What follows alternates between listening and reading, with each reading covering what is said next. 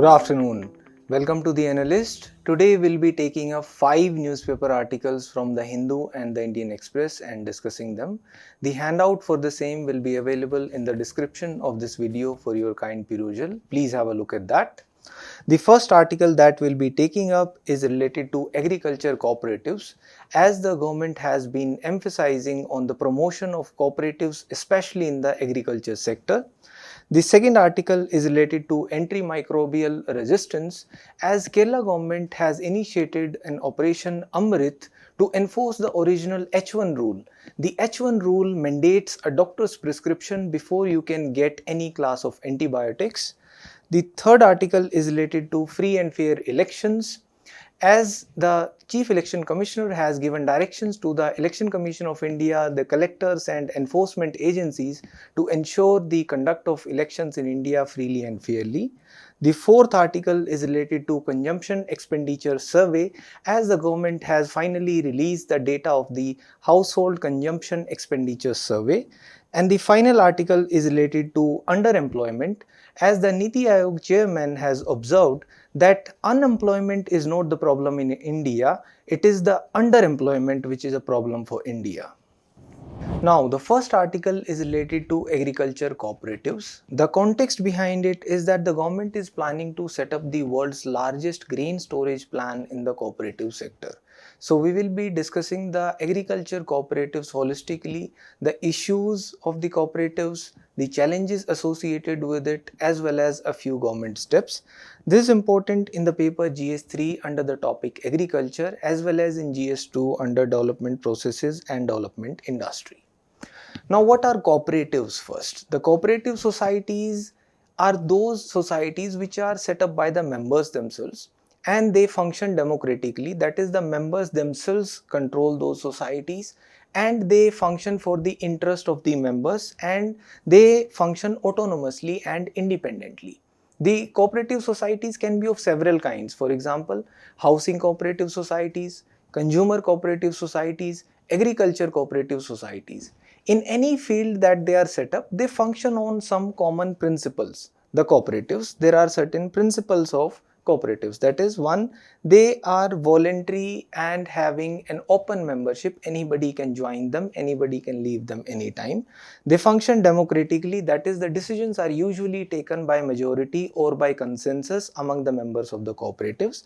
The members have an economic participation as well. Usually the savings are pooled, for example, in cooperative societies, and then they are either invested or from such a savings pool the members can borrow also. That is, they can be in terms of credit societies, that a member who needs money, he can borrow from the pool.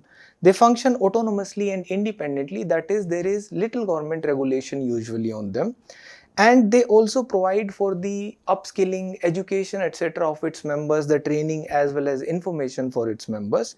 And they ensure cooperation not only among its own members, but usually they are functioning for the welfare of the community. These are the broad principles based upon which the cooperatives function. Now let's look at some government measures also, what the government has done to promote the cooperatives in India.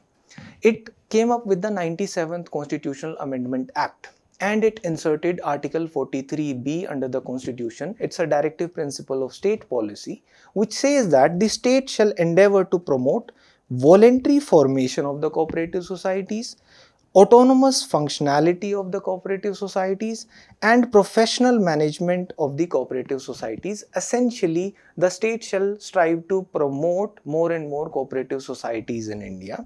And under Article 19, Subclause 1, Subclause C, the state shall provide the right to include the freedom to form the cooperative societies, that people will have that as a fundamental right, that anybody can form a cooperative societies, a group of people can form a cooperative society. Then the government came up with a national policy on cooperatives in 2002, after which the National Cooperative Development Council was also established, and recently the Ministry of Cooperation was also established in 2021. Now let's look at the background first, the development story behind the cooperative sector in India usually. First, let us look at the pre-independence phase. The British recognized in the late 19th century, in the early 20th century, that the farmers, they were experiencing distress and they were experiencing indebtedness to the money lenders, and there was poverty which was prevalent. Therefore, they came up with the Cooperative Credit Societies Act 1904, which can be termed as the first legislative framework in India to promote cooperative societies officially from the government. Then the McLagan Committee in 1915 recommended that there should be more provincial cooperative banks also to promote credit in general. And also the size of the cooperative societies, that should be small in number, because if the number of people, the number of members in a cooperative society, that is not huge, then usually if they are borrowing from the pool of the cooperative society, they have an obligation to repay also. They feel that peer pressure to repay as well, because the money, the savings pool which a cooperative society has, a credit cooperative society, that is the money of the members only. Then came the Great Depression of the 1930s. And due to the depression of the 1930s, there was a steep fall in the prices of the agriculture commodities in general, and therefore it led to immense agriculture distress, and the farmers, they were again indebted to the money lenders in general, who again pressed for repayment. Therefore, various provincial governments, they came up with the Debt Conciliation Acts from 1933 to 1936 in general. And the major reform, another one, was Agriculture Credit Department. It was established as part of RBI only, one of the wings of RBI. RBI itself got the statutory status in 1934. It was essentially again to provide a formal credit mechanism to the farmers also. Now, post-independence, first there was a survey conducted from 1951 to 1954, an All India Rural Credit Survey. As per this survey, various things came out. For example, the share of the formal credit institutions in the rural credit was less than 9%, despite putting in place 50 years of formal credit mechanisms in India. And if we consider the share of the cooperatives within it, it was less than 5%. The share of the cooperatives within it, the share in the rural credit. Therefore, the Rural Credit Survey recommended that there should be more involvement of the commercial banks also, not only the cooperative sector, to promote credit institutions. And there should be an integrated rural credit scheme. After this, there were several measures which were taken by the government. One was the Sivaram Committee. This committee recommended the setting up of NABARD. NABARD was finally set up by subsuming three wings of RBI only, one of which was the same, the Agriculture Credit Department. After this, NABARD was put in place and a formal credit structure was put in place. Now let's look at the cooperative agriculture credit structure in India. We can look at it in two aspects. One is the short-term credit and another is the long-term credit. Short-term credit means providing, for example, crop loans when the farmers need them. Now, in the short-term credit, there is a three-tier structure. On the top tier, there is the state or central cooperative bank. In the second level, there is the district central cooperative bank. And finally, there are the primary agriculture credit societies which provide loans to the farmers. And if you look at the long-term credit, there is a two-tier system. One is the state or central cooperative agriculture rural development bank, and below that there is the primary cooperative agriculture rural development bank. This is the credit structure. Now, recently the government also came up with an amendment of the Multi-State Cooperative Societies Amendment Act 2023. As per this, there were certain provisions which were inserted. Earlier, there was an act, the Multi-State Cooperative Societies Act, which provided for the election of the board members. The earlier provision was that the existing board members, the outgoing board members, they used to choose the incoming or the new board members. Now, the government has brought in a provision that there will be an authority which will be set up, a cooperative election authority. This will be conducting elections for the board members of the multi-state cooperative societies.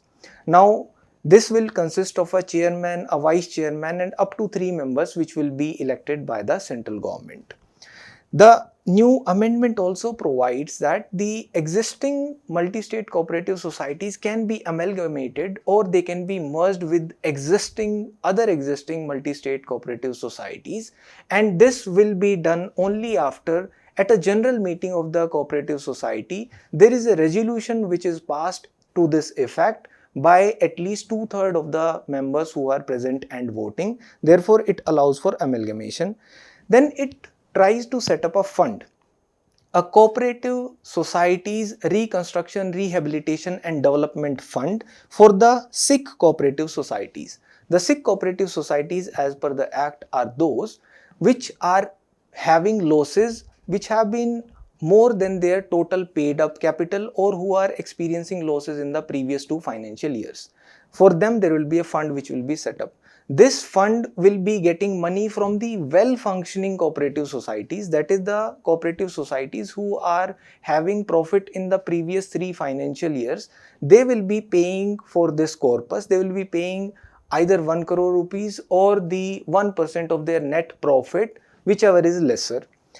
Also, another amendment is that the government agencies who had a share in the multi-state cooperative societies, they could withdraw their share, they could redeem their shares earlier. Now there is a restriction which has been imposed that for redeeming the shares which are held by the government agencies in the multi-state cooperative societies, they can be redeemed only after getting the approval of the government, the prior approval of the government. Also, if the members of a multi-state cooperative society have any complaints regarding their deposits, regarding the functioning, etc., they can complain it officially now to an ombudsman. That is, an cooperative ombudsman will be set up by the government, who will be investigating as well as adjudicating upon the complaints within 3 months of receiving the complaints from any members of the multi-state cooperative societies. And the members can also go in appeal to a central registrar also against the ombudsman. So it is a formal mechanism which has been put in place. Now there are certain concerns with this amendment act which the government has proposed. One, it will be imposing a cost on the well-functioning societies. That is, the fund which is established, which will be established for the sick cooperative societies, it will be funded by the well-functioning profit-earning cooperative societies, and they will be facing that financial burden. Also, it may affect the autonomy and independence principle, because the government agencies, for example, they will be able to redeem the shares that they hold in the multi-state cooperative societies only after the prior approval of the government. Therefore, there is a more role of the government which is envisaged under the new Amendment Act. Now let's discuss the challenges associated with the promotion of cooperative sector in India. One, there are often disputes, that is, there are internal conflicts within the cooperative societies, because the members, they often come from diverse regional or religious backgrounds, and there are often conflict and promotion of self-interest. And there is a lack of expertise usually within the members of the cooperative societies, because they have limited resources. Therefore, they are often not able to hire experts or skilled professionals for the functions. And there is usually political interference also in large multi-state cooperative societies especially. The available capital pool with the cooperative societies is not much, and therefore they are not able to acquire new technologies also, and they are not able to function as efficiently using the economy of scale too. Plus, there is a competition which comes from the private sector. That is, if they are producing a product or they are providing for a service, they have to compete with the large players, for example ITC.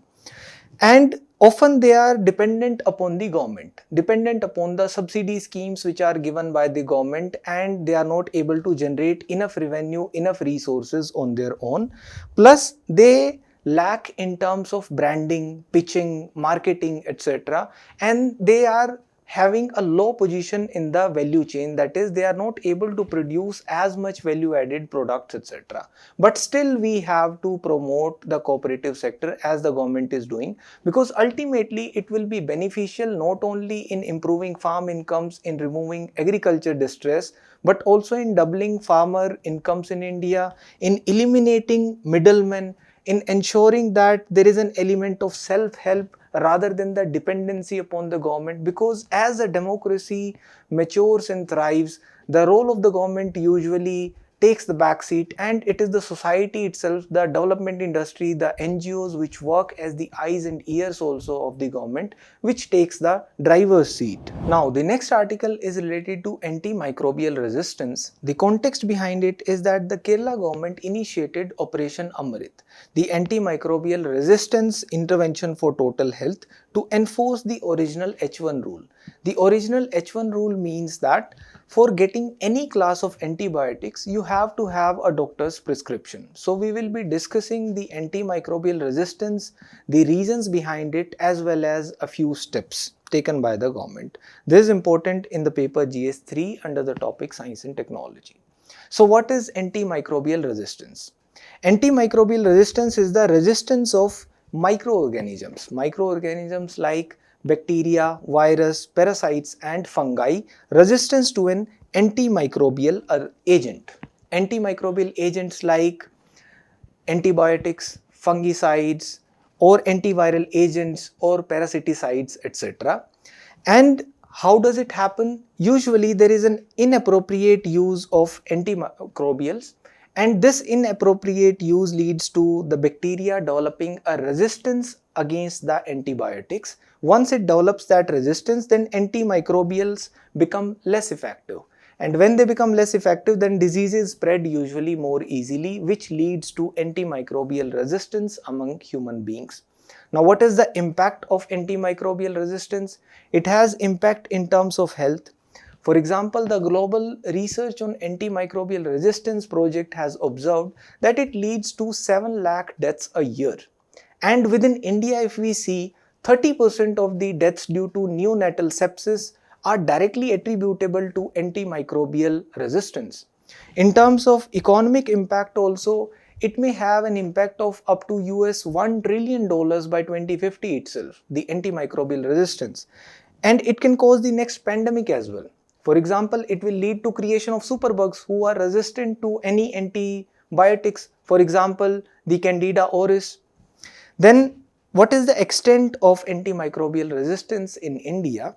If we see, the bacteria has become resistant to even the latest generation antibiotics, for example, E. coli bacteria, Klebsiella, etc. or Acinetobacter, and now even the third generation antibiotics which are given to treat symptoms of cold, fever, etc. like cephalosporins or metronidazole, etc. they are also proving ineffective. And it may lead to the creation of more superbugs, because if there is a lack of sanitation, if there is a lack of infection prevention mechanisms, it will lead to creation of more and more bacteria which are resistant to antibiotics. Now let's look at it in detail. How does antimicrobial resistance spread? It can spread through animals or it can spread directly through human beings. It can spread through animals because animals also get antibiotics. And if they get so many antibiotics, they develop that resistant bacteria in their systems. And if we consume animals directly through their meat, then that drug resistant bacteria remains on their meat also and enters the human digestive system if the meat is not handled or cooked properly. Or it can enter indirectly also. For example, if the cow dung or any animal feces, it is used as fertilizer, or it remains in the crops in general also. If it is used as fertilizer in agriculture, then also it enters the human digestive system through various agricultural food crops that we consume, through various vegetables, etc. And we again end up developing antibacterial resistance. Likewise, it can be developed directly also. For example, if a person gets antibiotics and resorts to overuse of antibiotics, then he will develop resistant bacteria in his system. Then that person, if he stays at home also, in general in the community the bacteria spreads, or if he visits somewhere in a hospital for example, and if there are not enough sanitation or infection prevention mechanisms, then also that resistant bacteria spreads to other patients, other people also through interaction, human interaction. Now, what are the reasons of antimicrobial resistance? When we look at the reasons, the most probable reason is overuse of antibiotics. That overuse can happen because of self-medication, because of fixed dose combination drugs where the doctor is not able to find out the exact amount or prescribe the exact amount, the exact dosage of any antibiotics. There are inadequate labs in India. For example, usually when there is a bacterial infection, then a bacteria culture test should be done to determine the dosage or to prescribe the appropriate antibiotic, but it does not happen. The doctors usually prescribe based upon the symptoms only. And the medical history should be taken into account. The medical records should be taken into account before prescribing any antibiotics. For that, e-health records, etc., they should be there. Plus, the usage in agriculture and allied sectors is indiscriminate. For example, colistin is used in the poultry industry. Colistin is used as a growth promotion agent to promote a quick growth in poultry. The monitoring mechanisms are usually poor, and there is a pharma doctor nexus also, that usually there is a promotion of antibiotics by the pharma companies and there is generous prescription by the doctors too. There is contamination which happens usually around the manufacturing units. That is, the pharma companies which are manufacturing the drugs, the second line, third line or fourth line antibiotics, etc. There is usually the spread of such materials, contamination of antibiotics, etc., which leads to antimicrobial resistance developing in that area. Plus, the infection prevention mechanisms, they usually prove to be inadequate, which lead to spread of infections through hospitals. For example, the spread of Candida auris, etc., which can lead to another pandemic. Now, what are the steps taken by the government? One, the government came up with the national program on antimicrobial resistance containment. Through this, the government will be setting up the surveillance networks, more labs, etc. And regarding agriculture, it put in place various bans. The ban on, for example, the usage of tetracycline in agriculture because it was leading to bioaccumulation, biomagnification, and further antimicrobial resistance among human beings. The ban on colistin in poultry, and the Delhi Declaration on Antimicrobial Resistance. Through this, there was interministerial convergence on this to prevent the spread of antimicrobial resistance. The government came up with the Chennai Declaration. Chennai Declaration is for the new H1 rule. The original H1 rule banned the prescription or the giving of any class of antibiotics without a doctor's prescription, whereas the new H1 rule bans the giving of only the second and third generation antibiotics, second and third line of antibiotics without a doctor's prescription.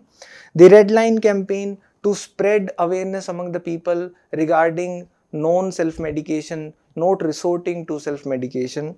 And the WHO also has a global action plan on antimicrobial resistance to spread awareness among people as well as among the governments. Now, the Kerala government has started the program Operation Amrit. Let's talk about this also. As per this program, if there is no prescription, there is no antibiotics. The Kerala government has implemented the original H1 rule that for all classes of antibiotics, the over-the-counter sale has been banned. And because Kerala is able to implement it, as it has a high doctor-to-patient ratio, even in villages also, it helps in enforcing it. Over 50 to 70% of antibiotic prescriptions by doctors are deemed unnecessary and irrational. Therefore, it will help in reducing the incidence of hospital-acquired infections also, and it will reduce the demand for antibiotics. All hospitals have also been made to report to the hospital acquired infections to the state government under this Operation Amrit of Kerala. The rationalizing of antibiotic use in hospitals and banning of growth promotion use of antibiotics in poultry and fish farms, it is about that effective implementation. And the curbing of antimicrobial resistance requires a multi-pronged approach. Enforcing the over-the-counter regulation alone will not be sufficient. These are the broad frameworks under which the Kerala's program, the Operation Amrit, works. Now, the next article is related to free and fair elections. The context behind it is that the Chief Election Commissioner Rajiv Kumar has given directions to the Election Commission of India, the collectors and the enforcement agencies to ensure the conduct of elections freely and fairly in India. This is important in the paper GS2. Now we'll be discussing certain committees on electoral reforms and a few case laws also to ensure the free and fair elections in India. Before that, let's discuss some basics. Elections are the lifeblood of a democracy. The conduct of elections has to be free and fair to uphold the democratic principles in any country. In India, the free and fair elections, they are considered as the part of basic structure of the constitution also, as observed by the court under Indira Gandhi versus Raj Narayan case. Under the constitution, article 324 has also been inserted. As per article 324, the Election Commission of India has been vested with wide powers, plenary powers to ensure the conduct of elections, the superintendence and control to ensure free and fair elections in India. To ensure that it has to be independent also, and the independence of Election Commission of India has also been ensured through various judgments.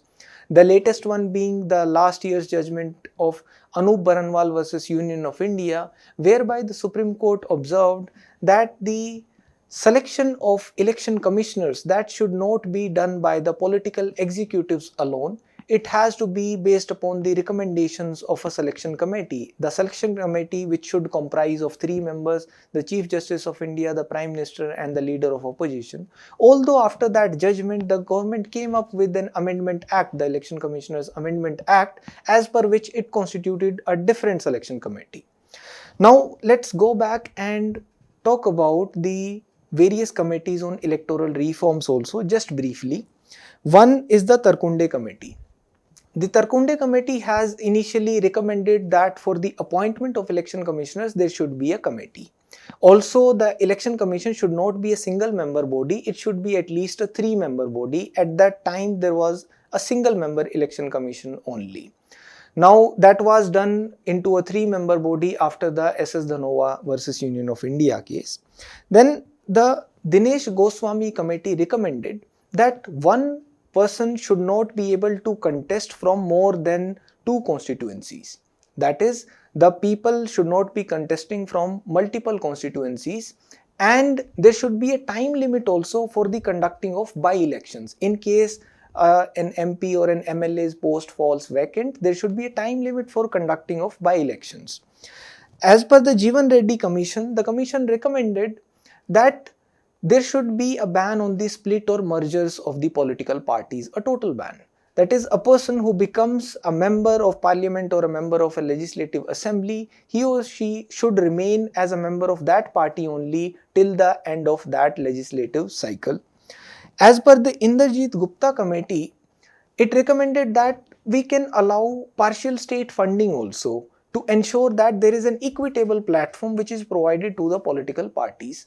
That partial state funding should also be in kind, not in cash. In kind, for example, it can be provided in terms of the media time or printing facilities, etc. And that should be provided only to the Election Commission recognized political parties to ensure that there are electoral reforms and that money power is not used in elections. The Law Commission also gave multiple reports for suggesting electoral reforms. For example, the 255th report of Law Commission recommended that the Election Commission of India should have an independent and permanent secretariat to ensure its independent functioning and autonomous functioning. Let's also discuss a few case laws, the attempts of judiciary to ensure free and fair elections in India.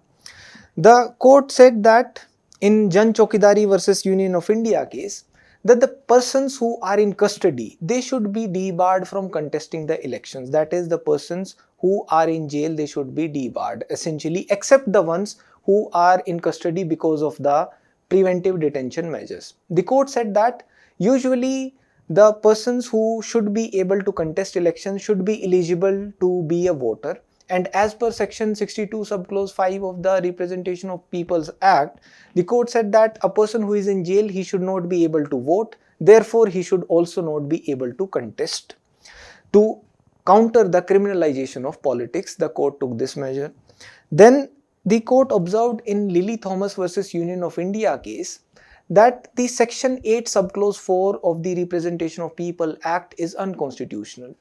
Section 8 subclause 4 of RPA says that if a person is disqualified under section 8 subclause 1, subclause 2, subclause 3 of RPA, he or she will still be able to hold their post and remain in the assembly, in the parliament, provided that they file an appeal within a period of 3 months from the date of conviction under sections 8 subclause 1, subclause 2, subclause 3 of RPA. So it was essentially providing like a window to the sitting legislators that if they file an appeal against the conviction, they can remain as legislators. The court observed in Lily Thomas case that this provision is unconstitutional. If you have been convicted, then even if you file an appeal, your seat will be vacated. Then the court in PUCL versus Union of India case observed that there should be a provision for the voters to vote for nota, that is none of the above. It will foster purity in the electoral process, that they are not choosing anyone. In Subramaniam Swamy versus Election Commission of India case, the court observed that there should be VVPAT, that is vote verifiable paper audit trial. Once the election is conducted, then VVPAT should also be there simultaneously because it is indispensable for the free and fair elections in India. Regarding election manifestos, again the court observed in Subramaniam Balaji versus Government of Tamil Nadu that the party should not promise freebies, and if they are promising freebies, they should also mention in the election manifesto from where are you going to bring that money to pay to the people, to pay freebies to the people. In terms of nomination papers, the court observed in Resurgence India versus Election Commission of India case that if a candidate who is going to contest elections suppresses any information, including criminal information, criminal background or assets related information, and the returning officer observes it, then the returning officer can reject the nomination papers if there is suppressal of information which should have been provided by the candidate. So these are some of the few measures which the judiciary has taken to ensure the conduct of elections freely and fairly in India. Now the next article is related to consumption expenditure survey. The context behind it is that the government has finally released the broad findings of All India Household Consumption Expenditure Survey 2022-23. This is important in GS3, Indian economy and related issues. Now, what is the Household Consumption Expenditure Survey? This is a quinquennial survey usually. That is, it is to be conducted once in every 5 years. But the last survey was conducted in 2011-12, whose data was published. There was a survey which was conducted in 2017-18 also, but its data was not published because there were some data quality issues as per some experts. Therefore, the government decided to conduct the consumer expenditure survey again. Finally, it was postponed due to the pandemic and conducted finally in 2022-23. Why it is important? What is the significance of household consumer expenditure survey? One, it helps in gauging the demand dynamics.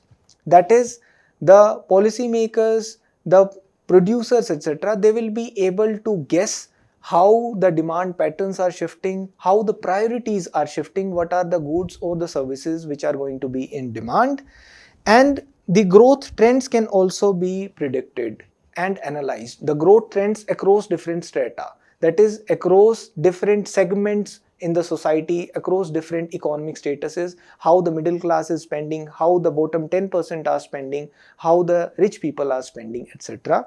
Plus it serves as an analytical and forecasting tool, because if the policy makers have the idea of the trend of the consumer expenditure, then they will be able to identify any gaps also and be proactive while policy making, and the producers will also be able to gauge what will be the demand and accordingly schedule production or plan for production expansion or contraction. Now, what are the findings? Let's look at the findings also for the consumer expenditure survey. These findings, some of them are very positive, which can be used while talking about the improvement in the rural incomes, etc. For example, it talks about the average monthly per capita consumption expenditure. The average monthly per capita consumption expenditure has increased in both urban areas as well as rural areas. It has increased by 33% in the urban areas as compared to the 2011-12 data, and it has improved by 40% in the rural areas as compared to the 2011-12 data. What is the difference between the rural and urban consumption in terms of the monthly per capita consumption expenditure in rural and urban households? The difference earlier in 2011-12 was 83%. Now it has come down to 71%, which shows that there has been a rise in the consumption expenditure in the rural areas more than the urban areas. Now, what is the average monthly per capita consumption expenditure of the bottom 5% and top 5%? If we observe it in the rural areas, the top 5% spends 7.6 times more than the bottom 5%, whereas in the rural areas, the top 5% of the population spends 10 times more than the bottom 5% of the population. And if we look at the share of expenditure on food, it has come down now, the share of expenditure. Therefore, the people have more money to spend on other items apart from food, which is the very basic necessity. That earlier the share of expenditure on food was 52% in the rural areas, now it has come down to 46%, and in the urban areas earlier it was 42%, now it has come down to 39%. Now, if we look at the consumption expenditure on non-food items, that has risen. Because the consumption expenditure on food has come down, it has risen in terms of more spending on conveyance, consumer services and durable goods, etc. If we compare the various states, that is regional variations, then the maximum consumer expenditure is observed in the state of Sikkim, both in rural areas as well as in the urban areas, and the lowest consumer expenditure is observed in Chhattisgarh. Now, coming on to the next article, it is related to underemployment. The context behind it is that the Niti Aayog chairman has observed that underemployment is the problem in India. It is not unemployment which is the problem. This is important in the paper GS3 under the topic Indian economy and issues related to planning, mobilization of resources, growth, development and employment. Now, what is the difference between underemployment and unemployment? Unemployment means that a person is seeking a job but he is not able to find work. That is unemployment, that is being out of work. While you are actively seeking work, still you are unemployed.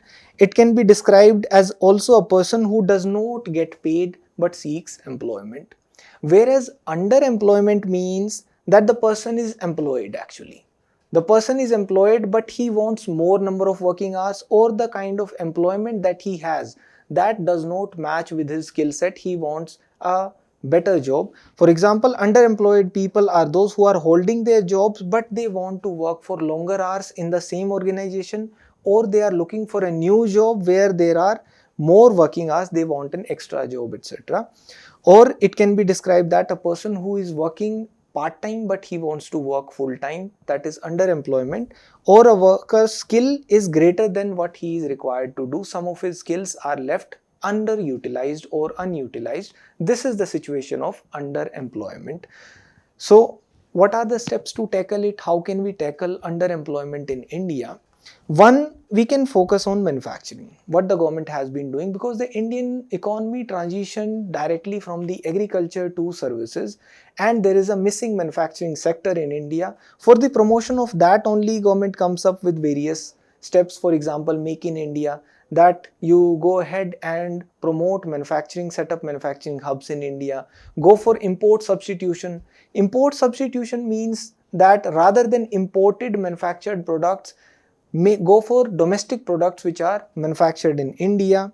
Or ideas like reforming labor laws, that if you observe in India, 85% to 90% work in the informal sector. So if there is more formalization, then there will be lesser underemployment and there will be better and quality and skilled jobs.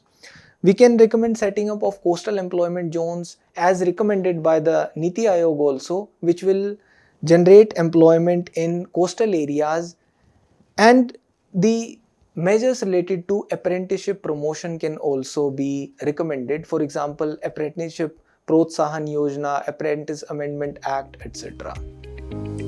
Thank you.